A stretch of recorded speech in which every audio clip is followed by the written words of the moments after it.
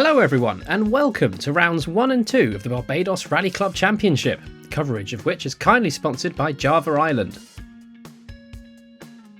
This season is kicked off with a rally sprint at Bushy Park, hosted by the Vaucluse Raceway Motorsport Club, and creating round 1 of the BRC Championship. Drivers start from a grid of 2 cars and complete a single lane circuit of approximately 2 kilometres, crossing over and under the bridge once, and the finish line twice in a series of qualifying heats and knockouts to determine the class winners. For the BRC Championship, a driver's fastest time of the 4 scheduled qualifying rounds of the rally sprint would be used to determine overall positions in class wins. Before we get into the action, we caught up with a few drivers who had made some changes for the 2024 season. One such driver was Stuart Maloney, who gave us some insight about his recently acquired Skoda Fabia Evo Gen 2. They haven't proven to be any faster on the international scene. What they have proven is that the international scene is the best of drivers are driving them, so they continue to be quicker, but it doesn't show that they're any better.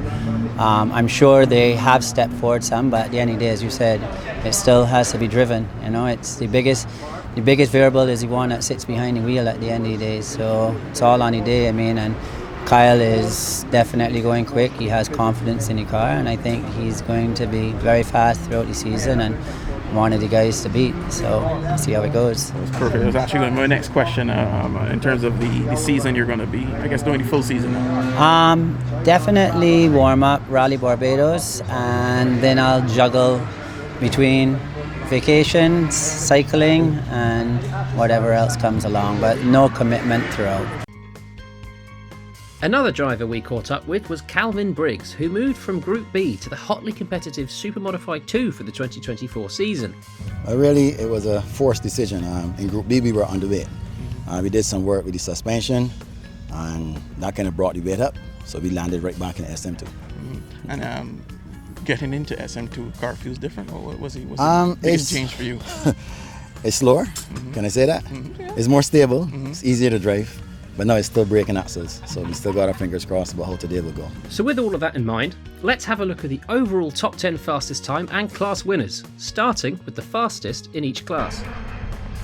First up is Clubman Group 3, in which Carl Bovel in his BMW E46 would secure a class win despite having some mechanical issues for most of the day.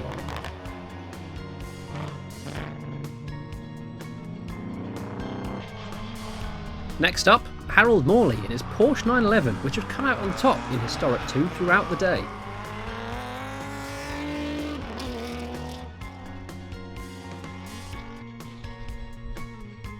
Considering this was a VRM SC hosted event, the Clubman 2 group was well stocked for a high level of competition. At the end of the day though, Chris Hode would edge class rival Ryan Wood by 1.1 seconds.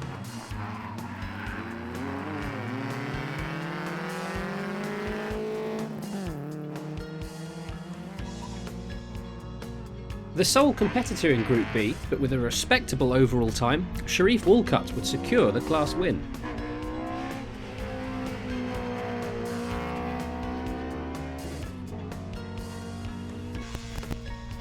Edward Corbin secured the class win in Modified 1, even though the usual rival Tremaine Ford Cantwell opted not to compete in the event. Steve Nichols kept him honest throughout the day.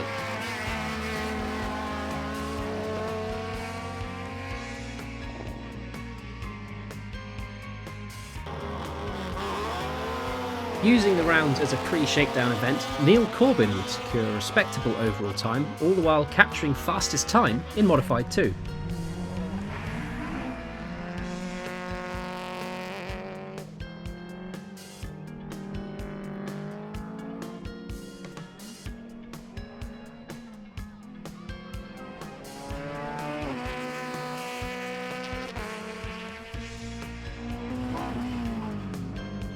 Fastest driver in Modified 3 would be Stuart Garcia, who put in some spectacular runs for most of the day.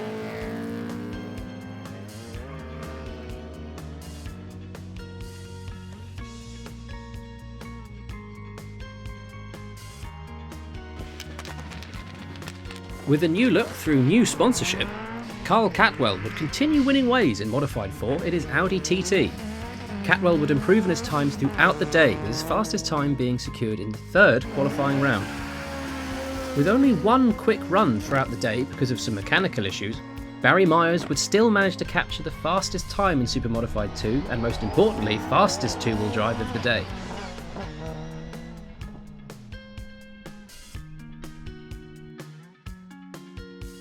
Now with the class winners done and dusted, let's have a look at the top 10 times of the day. It was a rough day for Roger Hill, who would plateau on some slower times that would only allow for him to gain a 10th overall position.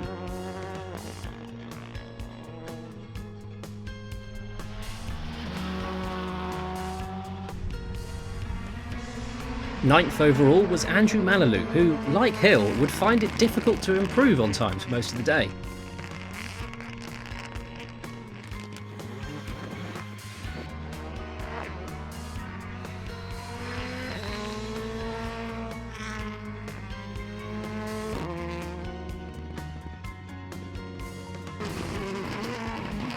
Bettering times compared to his dad, karting ace Adam Malalou seemed right at home in the Ford Fiesta and would end the day 8th overall, a time that was within 1 second of most of the top 10 finishes.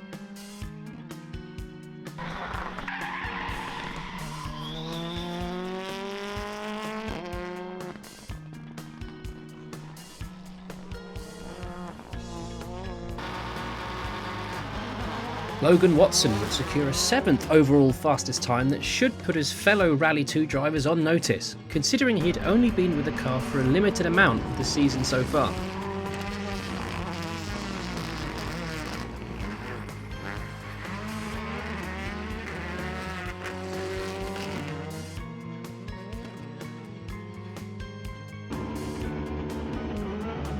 Sixth overall would be Josh Reed, who would put down consistent times throughout the day.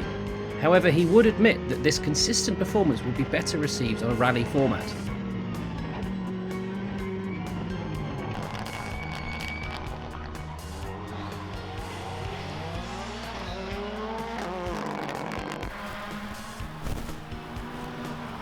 Settling for 5th overall by posting a fastest time within a second of 3rd and 4th would be Jeffrey Panton, who admitted there was some need for improvement going into the King of the Hill and Rally Barbados.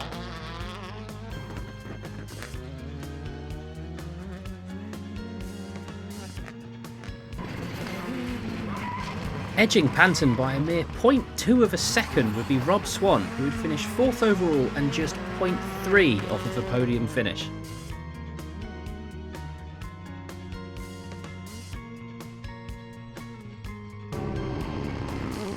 Taking his first podium for the BRC Championship this year would be Carl Gregg, who perhaps could have secured a higher step on the podium with some tidier driving.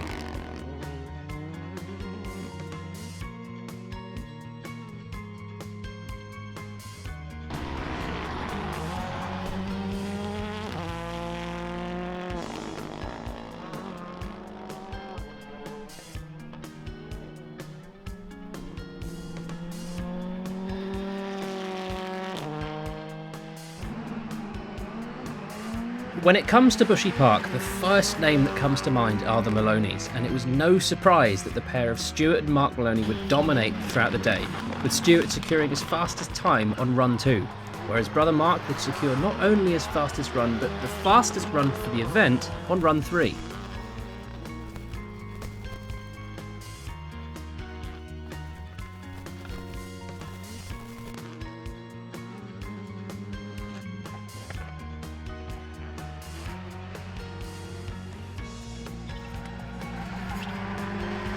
With that first place performance in the bag, we caught up with Mark to get his take on the event and his performance. I just felt, yesterday I was just patient and let it come to me, and confidence built, and then the consistency came with it. And I just hope that I could today just take that confidence in. With more action to come, we go into the 2024 running of the BRC Shakedown stages. 60 plus drivers and 9 stages contested over 32.8 kilometres, with overall and class prizes up for grabs. This was sure to set the scene for an exciting event for both competitors and spectators alike.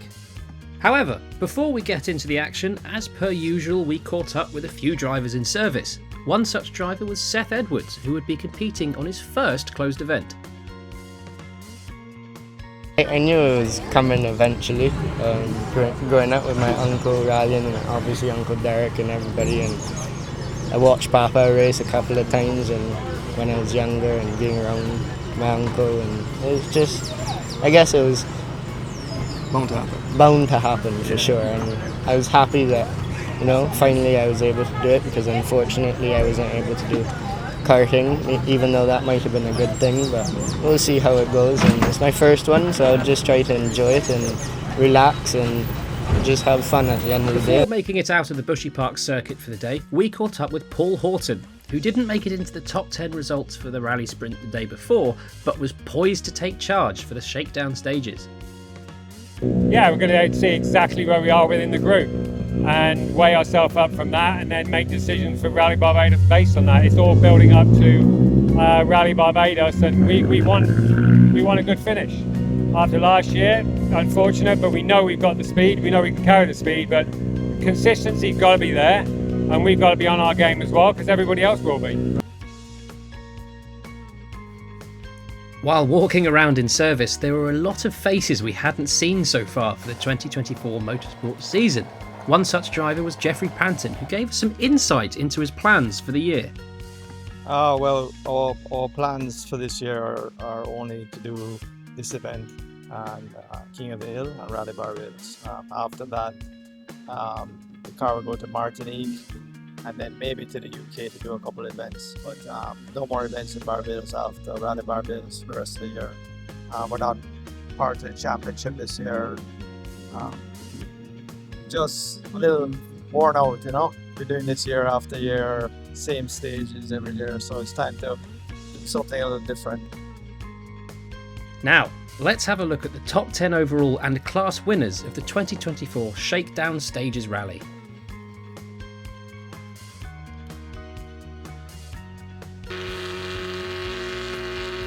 First up, and finishing first overall after winning 6 of 9 stages, Stuart Maloney would come out on top in his recently acquired Gen 2 Skoda Fabia Evo. Stuart would certainly set the bar for the upcoming King of the Hill and Rally Barbados events.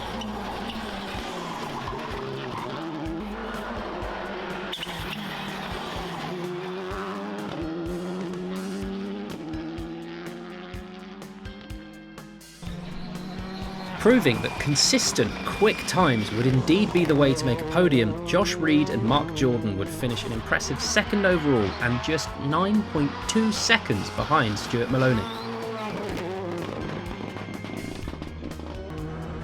Just 1.9 seconds behind Josh Reed would be the pair of Carl Gregg and Ori Hunt, who would go away from the event knowing there was much to improve upon to take the top step for the upcoming King of the Hill.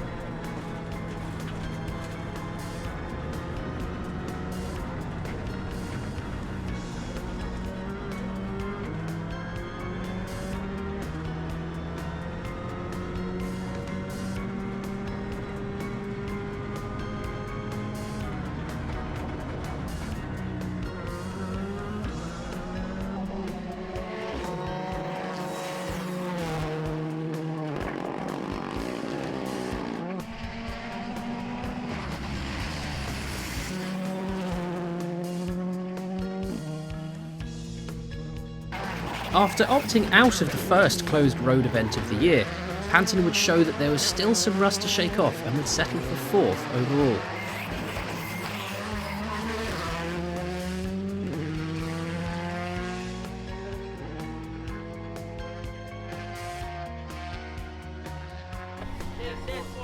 Judging by the times, Rob Swan and Dylan Thomas certainly had a roller coaster of a day, with a scattering of top 3 stage finishes to see them finishing 5th overall.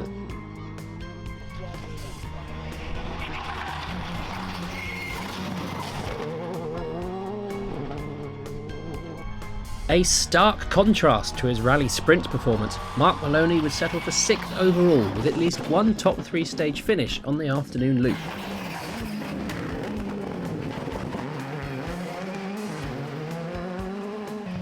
Creating a damning divide among the more advanced machinery and clearly showing that no one would be safe for King of the Hill nor Rally Barbados, the pair of Roger Myers and Barry Ward would secure 4 top 5 stage finishes to finish with 7th overall and fastest two-wheel drive.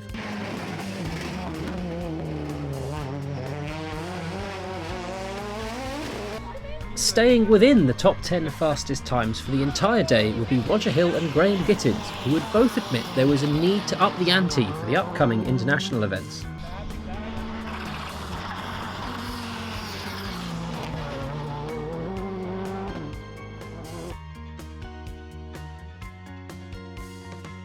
Ending his first BRC rally in the top 10 with a continued positive performance in the Rally 2 Championship would be the pair of Logan Watson and Craig Yearwood on the notes.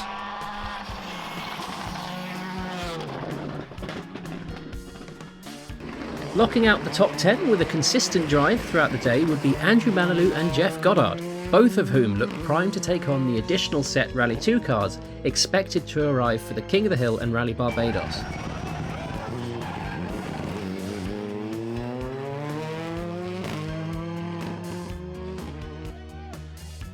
So with the top 10 all accounted for, let's have a look at the fastest from each group.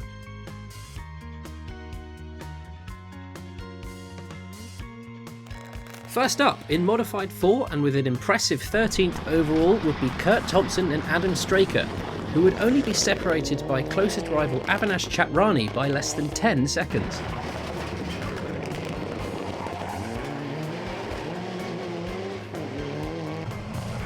With a consistent set of class wins for the year so far, club chairman Neil Corbin with co-driver Matthew Staffner would secure a first in Modified 2.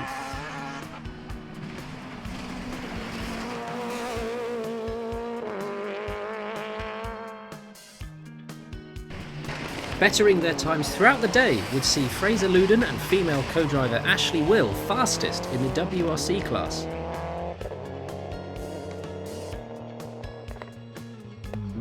Preparing for what would be a hotly competitive Modified 3 class for Rally Barbados, Jonathan Still and Heath Hazel would finish first in group and 18th overall. First in Clubman 2 and 21st overall would be the pair of Chris Hode and Alan Alkins, who would clearly set the bar in the highly competitive class. Shaking off a penalty gained at the latter half of the rally, Kevin Armstrong and Kareem Gaskin would finish first in Clubman 3 and 24th overall.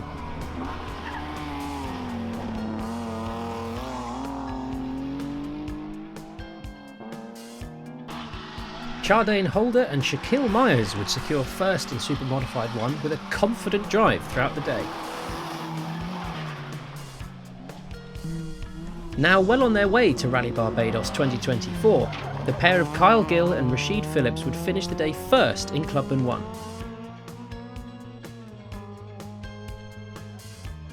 Rounding up the class wins, securing their win in Historic 2 would be Harold Morley and Lance Bourne.